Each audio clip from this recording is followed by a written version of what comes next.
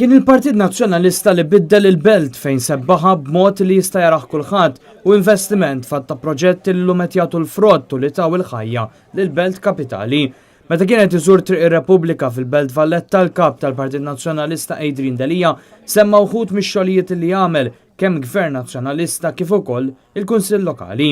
Id-daħla tal-Belt, il-Parlament u l-Pjazza tal-Parlament, Pjazza San George, il-pjazza ftit iktar il-lin mill-Parlament, il-restawr tal-faċċata tal-Berġa ta' Kastilja, il-pjazzezz li hawnhekk raġaw nataw il-ħajja, strada stretta illi pratikament kienet mietet u mitluqa illi raġat faret bil-ħajja. Adrien Delija tkellem dwar il-benefiċċji li ġab Gvern Nazzjonalista grazzi għal Valletta 2018, benefiċċji li Gvern Soċjalista ma nafx jisfrutta il-massimu tagħhom.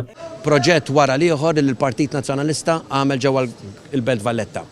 Valletating, xi ħaġa li wellet għamel il-Partit Nazzjonalista, però kienet opportunità li dan il-Gvern ħalla tmur fix-xejn u allura il-wirt li stajna nħallu billi ninċentivaw iż-żazax tagħna nħallu xi ħaġa lil-Beltin, il-Belt Kapitali tagħna, kultura, arti, storja, mużika, tlifniha. Il-kap tal-Partit Nazzjonalista tkellem dwar l-importanza li l-Kapitali Maltija tkun immexxija minn Kunsill Nazzjonalista għaliex dan dejjem ħadem biex biddel għall-aħjar. Kunsill Nazzjonalista ġewwa l-Belt, illi dejjem ħadem favur il-Beltin kollha, mingħajr kulur, mingħajr partiġaniżmu. Nixtieq illi l-Beltin jagħtu messaġġ b'saħħtu illi jridu kunsill illi jibqa' immexxi minn Amministrazzjoni Nazzjonalista. Adrien Delija ringrazzja lil kull min ħadem għall-Belt Valletta fosthom lis-Sindku preżenti u lill-eks Sindku li għamlu ħafna ġid għall-Kapitali Maltija.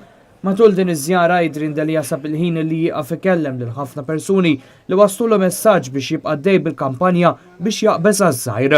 Il-kap tal-Partit Nazzjonalista kien akkumpanjat mis-Sindku tal-Belt Christian Mikallef, kunsilliera u kandidati kemm għall-Kunsilli kif ukoll għall-Parlament Ewropew.